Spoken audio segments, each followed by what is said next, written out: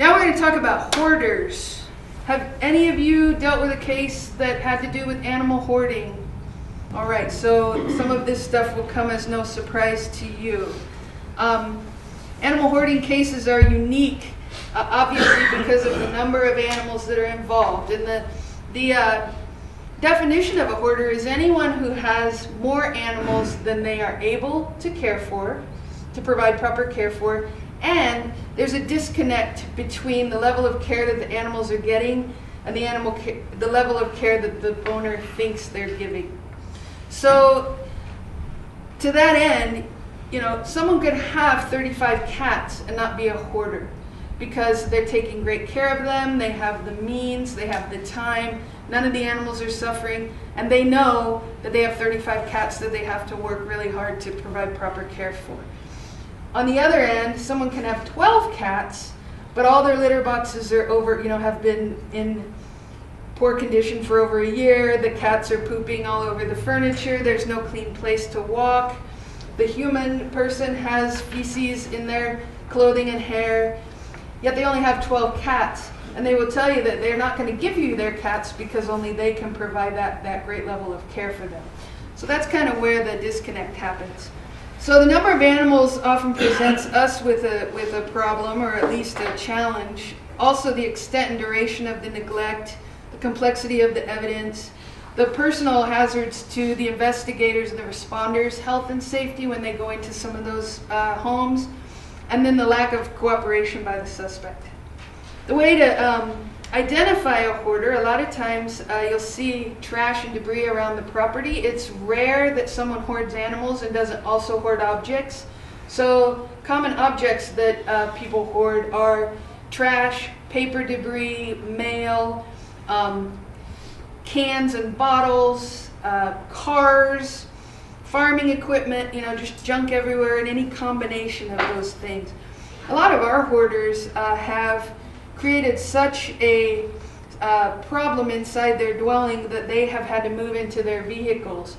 So hoarders that are still working and going to work every day, a lot of times will live in their car because that's where they can keep their clothes and their food and keep them from smelling like feces and urine.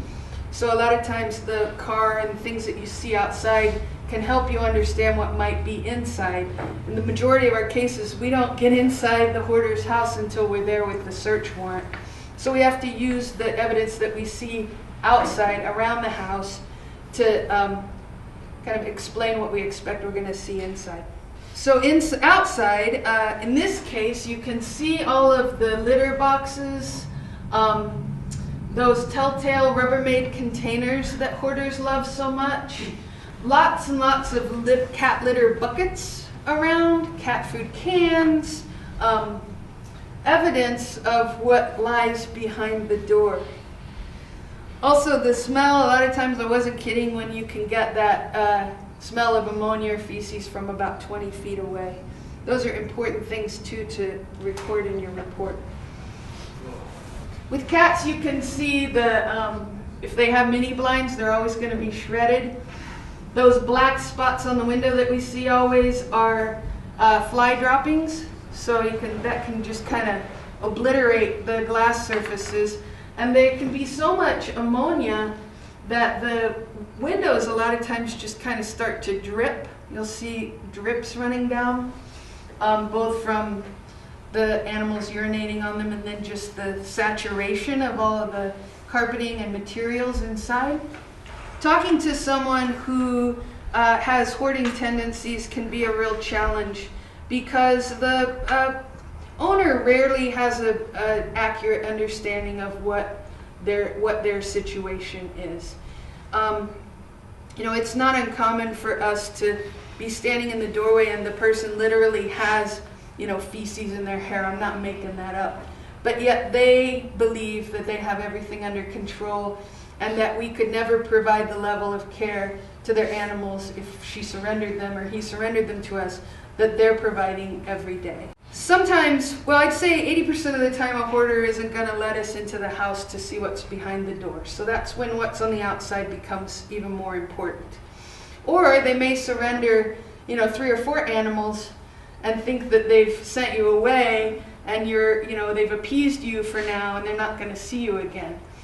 What they've actually done, is given you some evidence to take back and evaluate forensically and write a search warrant to go in and see what else they have. So some of the other victims of animal hoarding are the people who, by no choice of their own, are subject to living in those same environments. So children or elderly family or dependents, anyone who is disabled but forced to live in the home, and then to some extent the neighbors, particularly with livestock cases, if they have a lot of manure runoff or their house is covered in flies because of the 480 goats that live next door. The neighbors a lot of times can become victims as well. Hoarding cases almost always require a multi-agency response. In a lot of cases, one animal control or humane shelter may not be able to absorb all of the animals that are associated with that case. Law enforcement is often required to help with search warrant execution. Adult and Child Protective Services are often needed. Code enforcement, and we'll show some of the cases where the houses are unfit for the folks going in to remove the animals as well as the people who live there. One of the things that happens with hoarding cases is if someone's living in that environment and their toilet breaks, are they going to call the plumber to come in and fix it? And the plumber's going to turn them in for having 300 cats and a foot of feces in their house? They're not. So then they're going to start using the bathroom in the bathtub. And things go from bad to worse. Next thing you know, there's no running water, there's no heat. They might fall down and need emergency ambulance response, and that's the first that anyone finds out about how they're living. So when we work with hoarders and we want to gain compliance, sometimes we do a good cop, bad cop thing with other agencies. It can be particularly successful with code enforcement and animal control or humane agencies to work together to get the place cleaned up for the human living there and get the animals out of the situation. It's fine to negotiate a little bit, but not at the animal's expense. And what I mean by that is, if you're tempted to say, just give me all your animals and I'll make sure that there are no charges against you for animal neglect, you'd be surprised what you will find once you take those animals back to the shelter and get looking under the mats and at the wounds and the poor body condition and the dental disease. So you don't want to promise leniency just to get the animals out of there. So like I say, surrender should not be conditional on later charges. And then control is a really important aspect to the hoarder mentality. One of the main reasons why people hoard is because of obsessive compulsive disorders or control issues. So when we go in and start talking to them about cleaning up and feeding and removing all this waste and give me your animals, that can really send them into a spin and they feel like they have lost control. So at some point in your negotiations, if you're able to ask them questions about what they would like or what they would like to see happen, or in some ways, even if it's just subtly, to give them a feeling that they still have some control over the situation, that's going to work to your benefit in gaining some rapport with the suspect. We like to do search warrants for animal hoarding cases. One of the main reasons is getting the suspect away from the situation, because when you go into a house with 100 dogs or 100 cats, no matter how adept you are at catching them, you're never going to make it look easy. So what can happen if the hoarder or the owner is standing there and they see their animals running or being afraid or getting out of breath or hiding, that can send them over the top and they call the whole thing off.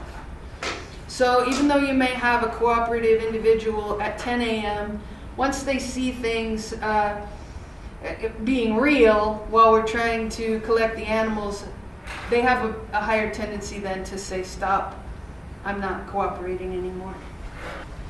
We talked about the ability to plan, and when you have the search warrant on your side, and to understand that even though you're seizing animals, you can still have the owner that talk about surrender and get the animals surrendered either by talking directly with the owner on site before you leave, or having that facilitated through the owner's attorney after they have representation.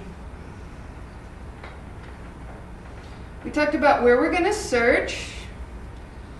We talked about the evidence that we're going to seize. We talked about the photographs, and I just wanted to keep these slides in here so that you could see how important it is to have a visual representation of your evidence on site. The experts that are involved, the veterinarians, the handlers. The important thing about this slide is to identify the experts before you need them. So if you have a slow day in the office, it would be a great idea to figure out, who is your llama and alpaca expert in the community?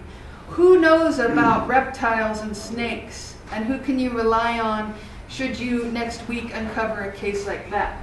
This case involved, 700 alpaca?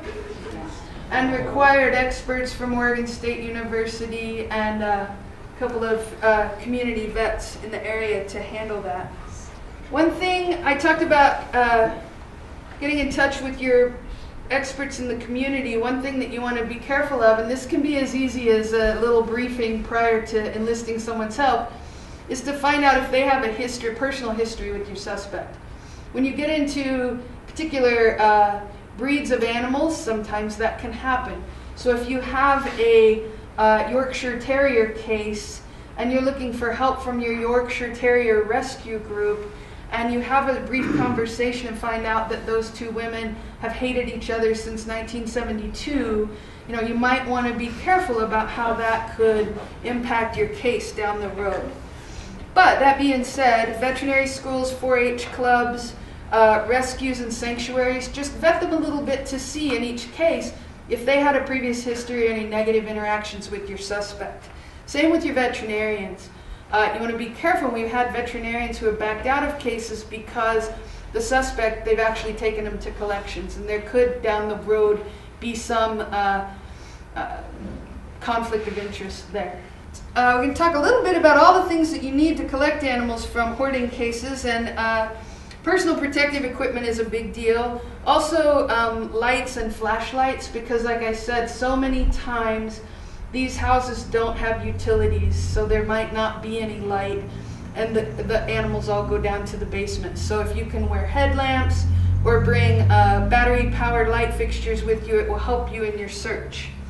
We always run a Google Earth image of the property so that we can check and kind of have on our radar what kind of outbuildings animals might be stashed in, and we pay attention to the weather report. We take tables for staging and supplies and evidence collection. We bring our own lunch, and we bring first aid supplies for obvious reasons. Thick-soled boots are a big deal because of the way that you'll find the floors are collapsing or rotten, and a lot of times there is feces of varying origin around. So you want to wear your Tyvek and your rubber gloves and all of your personal protective equipment. One of the things that we are careful to do is always wear respirators.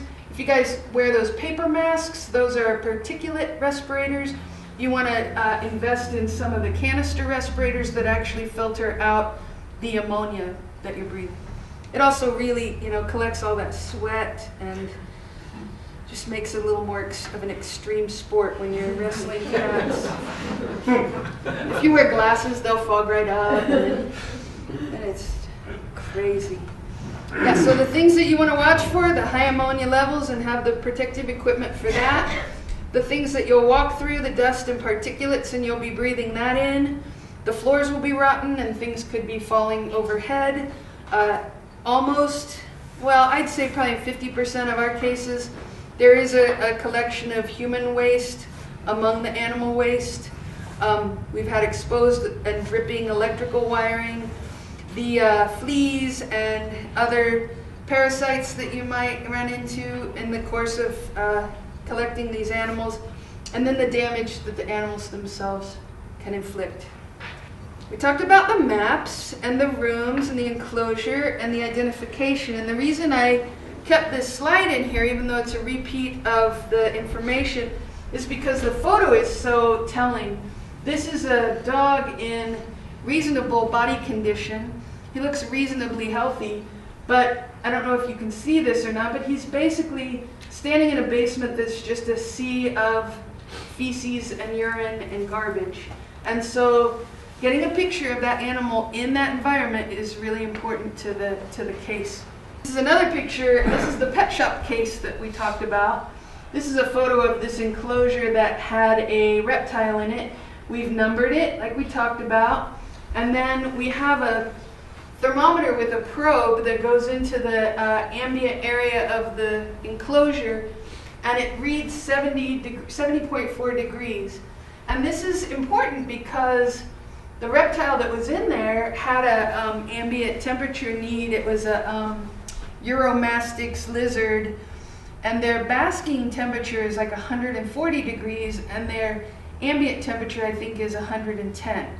So they were barely at half of what that animal needed to survive inside that enclosure. And you can see that once we remove the lizard and we remove the, we unplug the light, we've changed that crime scene.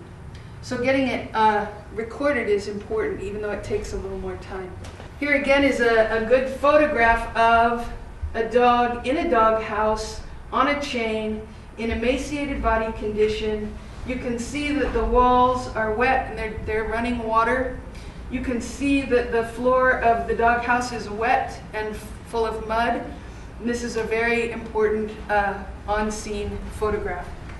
So when we said in there, photograph and videotape with the defense and the jury in mind, if you can get all of those elements in one frame, that's really helpful. Same here. So this is a Rubbermaid container of feeder mice that we found at the pet shop up on a shelf. They had been there for who knows how long. They had no food and water. They had been eating their feces and each other. The bedding had turned to kind of a sludge where it used to be sawdust or pine shavings. And we were sure to collect all of that in one photograph. Here's a good example of how your scene photograph and your veterinarian's findings connect together for the purpose of an animal neglect case. This is a room with probably 8 or 10 covered litter boxes.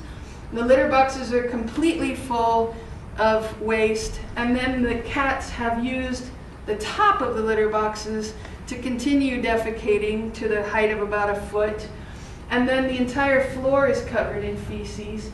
The cat that you see on the left was removed from that room, and you can see the wounds on his feet, the ulcers, from having to stand in that type of an environment for so long. So the blisters on the cat's feet are unattractive and they look painful. But when you put them beside that picture of where the animal was found, it becomes a lot more useful to the prosecution. This is another picture. So this puppy here came out of this area on the left. This was at the coast back in 2009. The weather on that day was a wind chill of 3 below. The temperature was 14 degrees.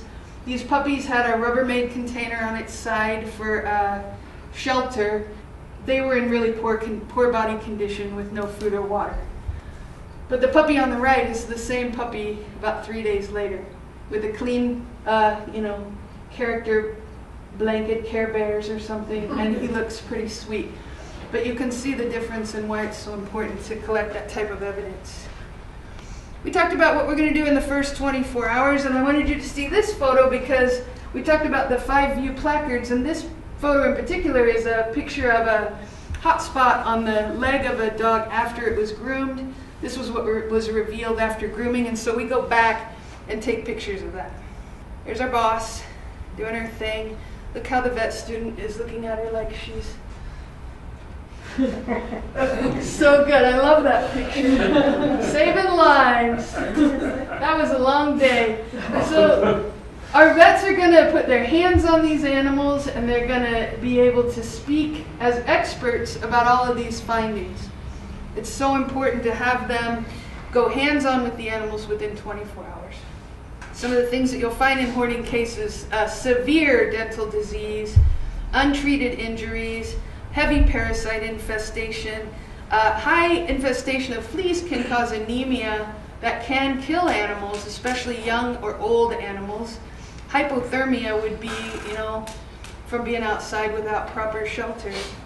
Wounds from fighting, so there's a lot of resource competition in hoarding cases. If there's only one bowl of food and there's 58 cats, they're going to fight over that. And then stress-related behaviors from actually having to live in an environment that's unhealthy to them. Deceased animals, you need to collect them, photograph them in place, get a necropsy when you can, get a supplemental report from the veterinarian about the deceased animals on site. Save the bodies whenever you're able. It can be hard sometimes for your shelter or your agency to accept that number of animals, so you may be forced to think about other interesting or creative ways to house them. So fairgrounds, warehouses, airplane hangars, any large facilities like that could be rented on a short-term basis and made to hold these animals. Again, you want to regain the weight, regain the health, and then monitor that all along the way. Prepare for animals that may be pregnant or nursing. You're not going to be able to spay and neuter cats and dogs that are seized and in protective custody. So you have to be prepared to house them in a way that they're not going to get pregnant in your care, and take care of the ones that are going to be delivering in your care. Behavioral enrichment is hugely important when you have animals in protective custody. If you can enlist the help of volunteers or staff or foster homes to try and make the animals' lives as normal and healthy as possible, try to repair the damage that's been done to them from their previous incarceration in the hoarding area, and then try not to do any more damage while they're in your care in the kennels or in foster homes. And then keeping volunteers and employees engaged. Sometimes when you have a big rescue, everyone comes to the front and they want to help and they want to foster and they want to take these animals and make them better, but with the understanding that this may be a 2-year process, you're going to have to keep them appreciated and on board and engaged throughout so that you don't lose the momentum that you gained at the beginning of the case. Basically, animals are resilient, and I'm always surprised to see the conditions that we remove these guys from and how there's just nothing there when you take them out of the crate, and 3 months later, they're snuggling with their foster parent and they have a normal, healthy life. So that's one of the things that keeps us able to do what we do every day, and I'm sure you guys feel the same way.